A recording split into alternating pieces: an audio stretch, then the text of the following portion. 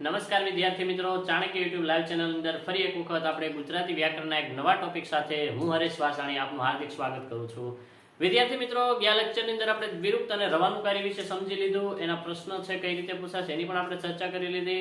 આજના વિડીયોની અંદર આપણે વાત કરવાના છીએ વિદ્યાર્થી મિત્રો ક્રિયાપદના પ્રકાર. શેના ભાઈ? ક્રિયાપદના પ્રકારો, એટલે કે ક્રિયાપદ કોને કહેવાય એની આપણે સમજૂતી લેવાના છે. ભાઈ કોઈ વાક્ય આપેલું છે તો એ વાક્યની અંદર ક્રિયાપદ કયા પદને ક્રિયાપદ કહેવાય. વાક્યની અંદર તમને દરેક પદનું ઓળખાણ તમને ખ્યાલ આવી જાય કે ભાઈ આ પદ છે સમય દર્શાવે છે, આ પદ સ્થળ દર્શાવે છે, આ પદને તો ભાઈ સર્વનામ કહેવાય, આ પદને નામ કહેવાય, આ પદને એટલે કે નામ કે સંજ્ઞા કહેવાય, આ પદને વિશેષણ કહેવાય. રેડી? આને ક્રિયા વિશેષણ કહેવાય. આવું તમને ઓળખતા આવડી જાય તો ગુજરાતી વ્યાકરણ તમને ખૂબ જ સરળ અને ઈઝી થઈ જાય છે. તો એમાં જ આપણે એ દરેક પદોને સમજવા માટે આજે આપણે એક ટોપિક લઈને આવ્યા છીએ જેનું નામ છે ક્રિયાપદ. એક્ઝામમાં વખતો વખત છે આના પ્રશ્નો છે પૂછાતા હોય છે. તો ચાલો વાત કરીએ ક્રિયાપદ. રેડી? તો પહેલા જોઈએ એની સમજૂતી થોડીક. પહેલું જો એક વિધાન યાદ રાખજો કે ભાઈ ગુજરાતી ભાષા છે, ગુજરાતી વ્યાકરણ છે, એની અંદર એ ગુજરાતીની વાક્ય રચના શું છે તો કે કર્તા હોય, કર્મ હોય અને ક્રિયાપદ હોય. જ્યારે અંગ્રેજી જે ગ્રામર છે એની વાક્ય રચના ગુજરાતી વાક્ય રચના જેવી છે નહીં. તો ગુજરાતીની વાક્ય રચના શું છે તો કે વાક્યની અંદર ગુજરાતીનું જે માળખું છે એમાં કર્તા હોય, કર્મ હોય અને પછી ક્રિયાપદ હોય. ક્રિયાપદ વાક્યમાં ક્યાં જોવા મળશે વિદ્યાર્થી મિત્રો? છેલ્લે જોવા મળતું હોય છે. ત્યાર પછી ક્રિયાપદ કોને કહેવાય એની જરાક સમજૂતી લઈ. ભાઈ ક્રિયાપદ કોને કહેવાય?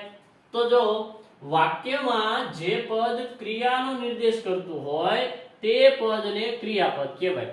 એટલે કે વાક્યની અંદર જે પણ કઈ ઘટના બનતી હોય, જે ક્રિયા થતી હોય, એક પદ જે ક્રિયાનો નિર્દેશ કરતું હોય એ પદને ક્રિયાપદ કહેવાય. તો અન્યને શું કહેવાય? તો અન્યને કાં તો અન્ય શબ્દોમાં કોઈ સ્થળવાચક શબ્દ હોય, કોઈ સમયવાચક શબ્દ હોય, કાં તો કર્મ હોય, કર્તા હોય, સર્વનામ હોય, આવું બધું હોય. ક્રિયાનો નિર્દેશ કરતું હોય તેવા પદને ક્રિયાપદ કહેવાય.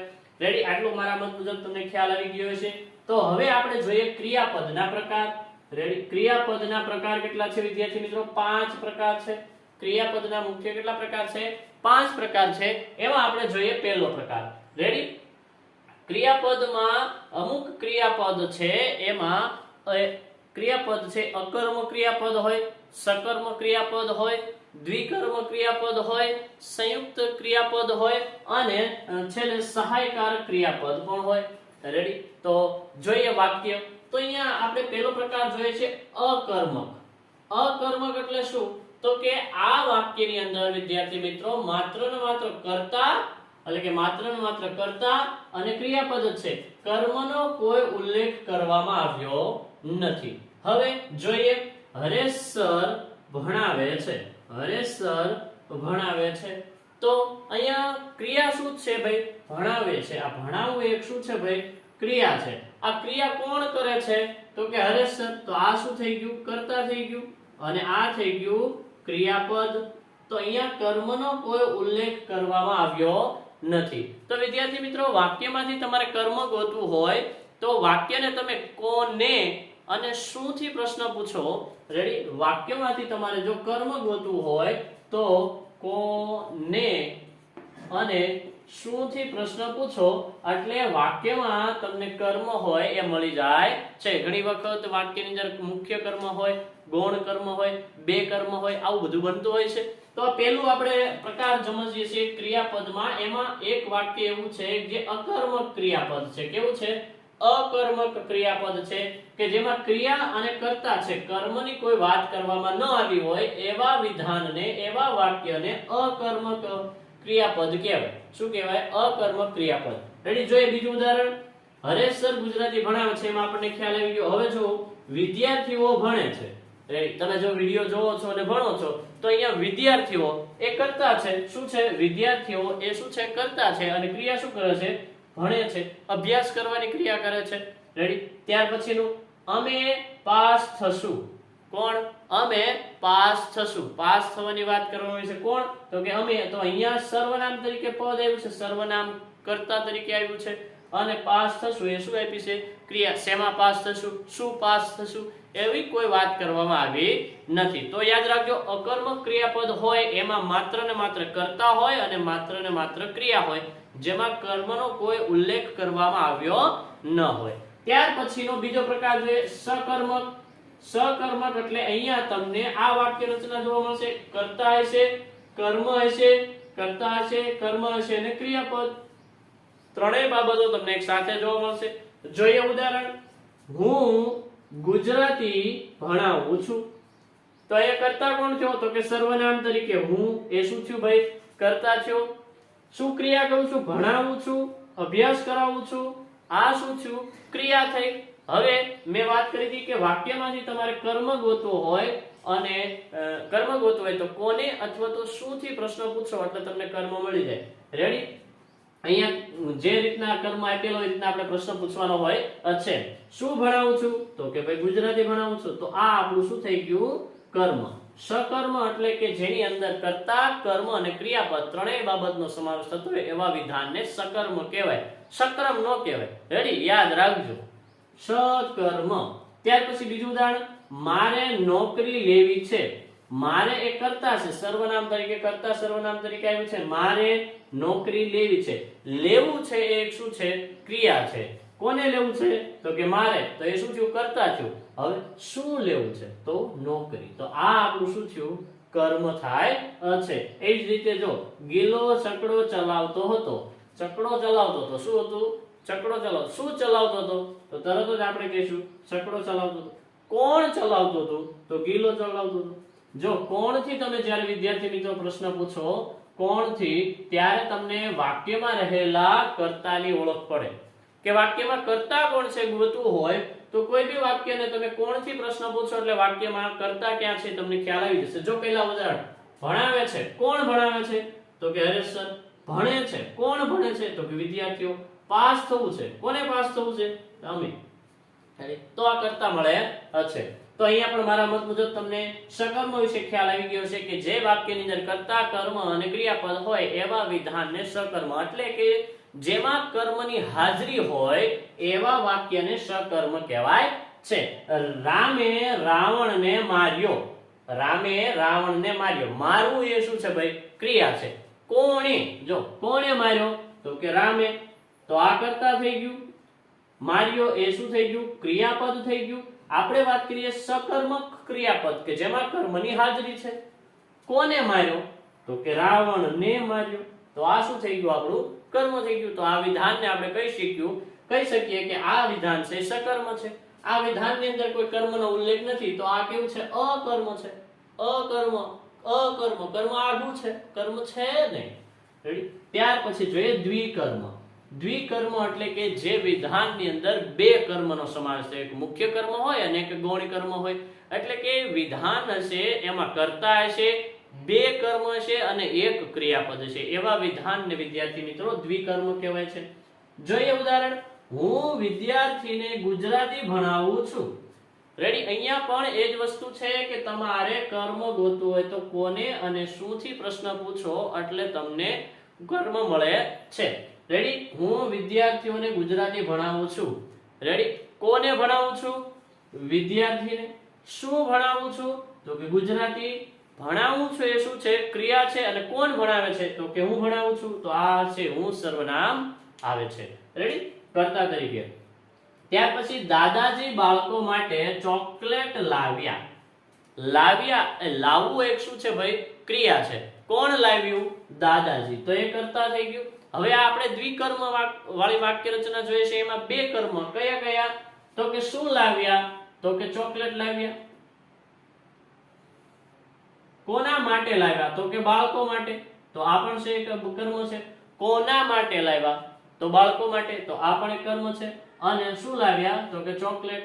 લાવ્યા એ શું છે? ક્રિયા છે. તો અહીંયા પણ બે કર્મ છે. ખાસ યાદ રાખજો. મેં રમેશને પુસ્તક આપી.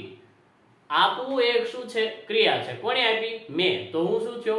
કર્તા થયો. હવે આપણે કર્મ ગોતવાનું છે. કોને આપી? તો કે રમેશને આપી. શું આપ્યું? તો કે પુસ્તક આપી. તો અહીંયા પણ તમને બે કર્મ જોવા મળે છે વિદ્યાર્થી મિત્રો. તો આ ક્રિયાપદ છે એનો ત્રીજો પ્રકાર દ્વિકર્મ ક્રિયાપદ. કે જેમાં ક્રિયાપદ સાથે બે કર્મનો ઉપયોગ થયો હશે. રેડી? તો હવે ત્યાર પછીનો પ્રકાર જોઈએ. ચોથો પ્રકાર છે સહાયકારક ક્રિયાપદ.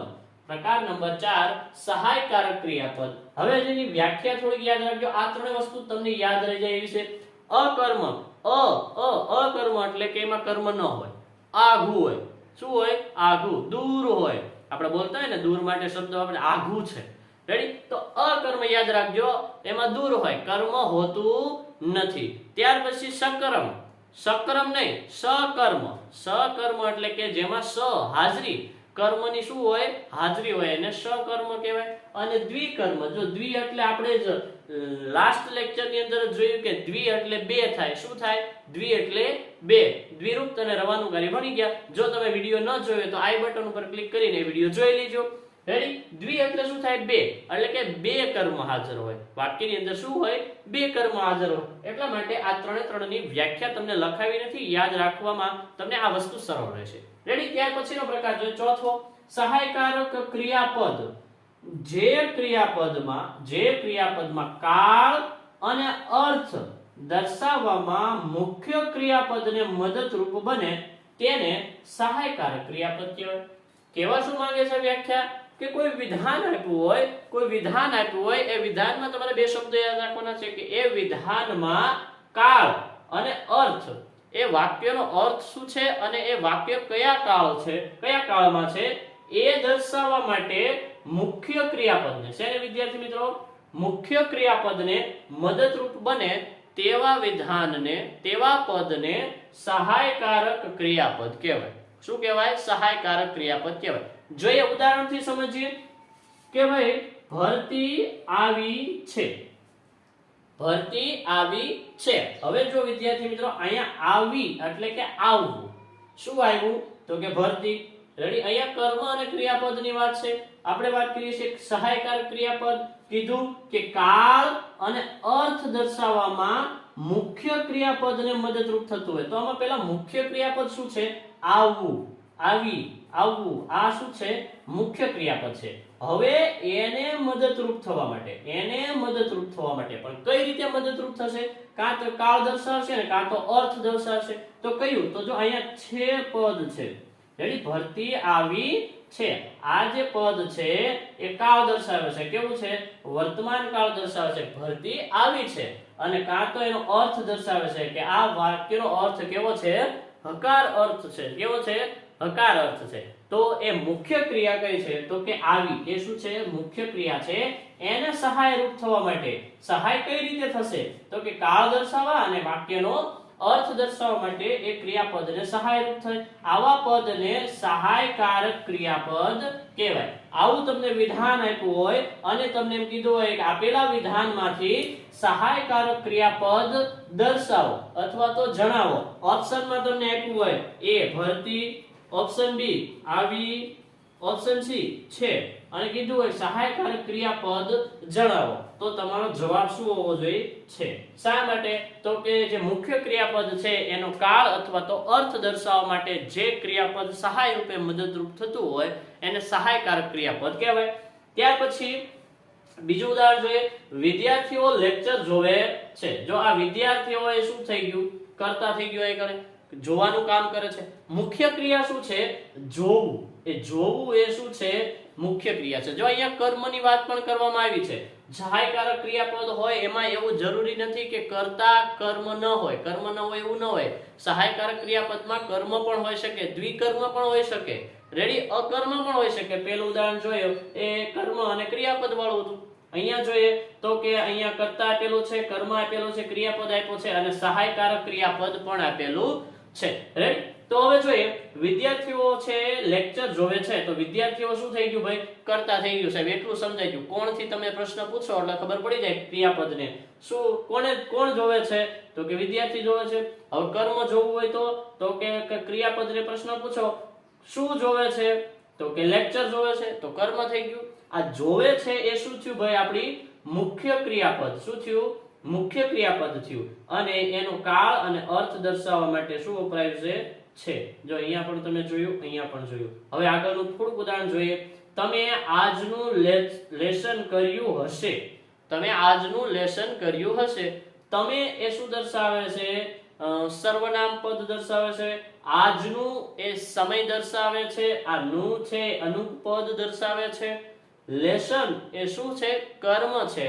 અને કર્યું કરવું એ શું છે? ક્રિયાપદ છે. હશે હશે આજનું લેસન તમે કર્યું હશે. તો જો અહીંયા શું દર્શાવે છે? કાળ દર્શાવે છે. રેડી?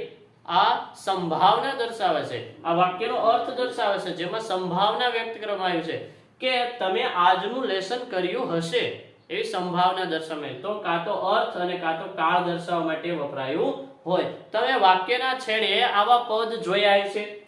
હશે, હતો, હશે, થશે, નથી, નહોતો. આ બધા શું દર્શાવે છે? કાળ દર્શાવે ને કાં તો એ વાક્યનો અર્થ દર્શાવે. દાખલા તરીકે હું તમને એવું ઉદાહરણ પૂછું કે આજે હું બહાર ગામ જવાનો નથી. વાક્યનો પ્રકાર ઓળખાવો. કાળ કયા કાળનું છે? તો કે વાક્યનો પ્રકાર તમને પૂછે તો તમે તરત જ કહો કે ભાઈ આ વાક્યનો નકાર પ્રકાર છે, કારણ કે તમે નથી જોયું એટલે તમને ખ્યાલ આવી ગયો. અને આજે હું બહાર ગામ જવાનો નથી, તો આ સાહેબ વર્તમાન કાળનું વાક્ય છે અને નકાર વાક્ય છે. તો તમે કાળ પણ ઓળખાવી શકો અને વાક્યનો અર્થ પણ દર્શાવી શકો. આજે કીધું એટલે તમને ખબર પડી કે વર્તમાનની વાત કરવામાં આવી છે, અને પાછા આજે નથી જવાના, તો વર્તમાન નકાર વાક્ય છે. તો એવી જ રીતે વિદ્યાર્થી મિત્રો, જે આવા પદો છે, હતો, હશે, થશે, એ મુખ્ય સહાયકારક ક્રિયાપદને મદદરૂપ થતું હોય અને એ વાક્યનો કાળ દર્શાવતો હોય ને કાં તો એ વાક્યનો અર્થ દર્શાવતો હોય છે. કાલે લગભગ હું જઈશ. કાલે હું જઈશ. કાલે લગભગ હું જઈશ. આવું બે વિધાન છે. એમાં હું એટલું બોલતો હોય કે કાલે હું જઈશ, એટલે તમને તરત ખ્યાલ આવી જાય કાલે એટલે ભવિષ્યની વાત કરવામાં આવી છે. રેડી? આ ભવિષ્યની વાત કરવામાં આવી છે. ભવિષ્યનું સાદું વાક્ય આપેલું છે. આવી રીતે તમને આ સહાયકારક ક્રિયાપદ છે મળતા હોય છે. અને ત્યાર પછી ક્રિયાપદનો છેલ્લો પ્રકાર જોઈએ. હવે સંયુક્ત ક્રિયાપદ કોને કહેવાય? સંયુક્ત ક્રિયાપદ કોને કહેવાય? તો બે ક્રિયાપદો સંયુક્ત રીતે એક જ ક્રિયા દર્શાવતું હોય. બે ક્રિયાપદ હોય. શું હોય? જો શું કીધું છે? બે ક્રિયાપદો સંયુક્ત રીતે એટલે સાથે મળીને એક જ ક્રિયા દર્શાવે છે. શું દર્શાવે છે? એક જ ક્રિયા, કે બે ક્રિયાનો અર્થ એક જ છે એવું દર્શાવે છે. પણ ક્રિયાપદો છે કેટલા? બે છે. બે નો અર્થ શું છે? એક જ અર્થ દર્શાવે છે. જોઈએ ઉદાહરણ. તમે જોઈ લ્યો. જોઈ લ્યો. જોઈ એટલે કે જોવું અને લ્યો એટલે જોઈ લ્યો. રેડી? તો જો અહીંયા આખું નોખું પદ લખ્યું છે. અહીંયા આ પદ આવી રીતે લખેલું છે, જોઈ લ્યો. તો આ જે છે એ એક ક્રિયાપદ છે. લ્યો એટલે લેવું એવો અર્થ પણ થાય છે. રેડી? તો આ જો આ પણ એક ક્રિયાપદ છે. આ બેયનો અર્થ એક જ છે. આ બે સંયુક્ત રીતે મળીને એવો અર્થ તમને દર્શાવે છે કે જોઈ લ્યો એટલે કે જોવું એવો અર્થ દર્શાવે છે.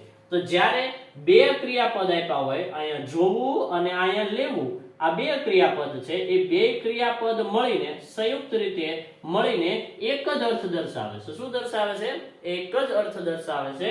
ત્યારે તેવા ક્રિયાપદને સંયુક્ત ક્રિયાપદ કહેવામાં આવે છે. વિદ્યાર્થી મિત્રો જોઈએ.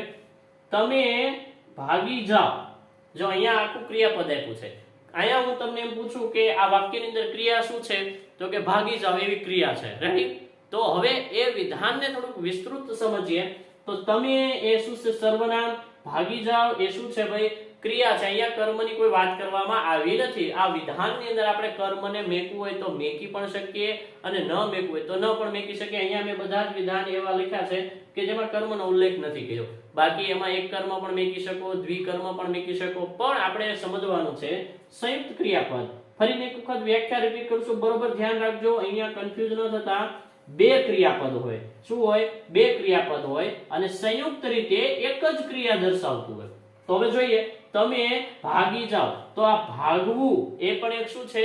ક્રિયા છે. અને જાઓ, જાવું, જવું એ પણ એક શું છે? ક્રિયા છે. પણ અહીંયા બે એક સાથે દર્શાવવામાં આવ્યું છે. ભાગી જાઓ ક્રિયાનો અર્થ દર્શાવે છે ને. રેડી? તમે ભાગી જતા નહીં. વિડિયો અંત સુધી જોજો વિદ્યાર્થી મિત્રો. ખૂબ જ અગત્યનો. છેલ્લે હું તમને એક પ્રશ્ન પૂછવાનો છું જેનો તમારે જવાબ મને આપવાનો છે. રેડી? તો આ વાત કરી સંયુક્ત ક્રિયાપદની. હજી એક ઉદાહરણ જોઈ લઈએ આપણે. રમેશ પડી ગયો. રેડી? રમેશ પડી ગયો. પડી જવું એ પણ એક ક્રિયા છે અને ગયો એટલે કે જવું એ પણ એક શું છે ક્રિયા છે. પણ આખા વાક્યની અંદરથી હું તમને એમ કહું કે વાક્યમાં ક્રિયાપદ શું છે તો તરત તમે એમ કહેશો પડી ગયો. પડી ગયો એ શું છે ક્રિયાપદ છે. તો અહીંયા પણ જો આ પડી અને ગયો એ બે વિધાન બે પદ કેવા છે અલગ છે. બે ક્રિયા અલગ અલગ અર્થ દર્શાવે છે. બે ક્રિયા છે પણ અહીંયા આ વિધાનની અંદર એક જ અર્થ દર્શાવવામાં આવે છે. એક જ ક્રિયા છે એવો અર્થ દર્શાવવામાં આવ્યો છે.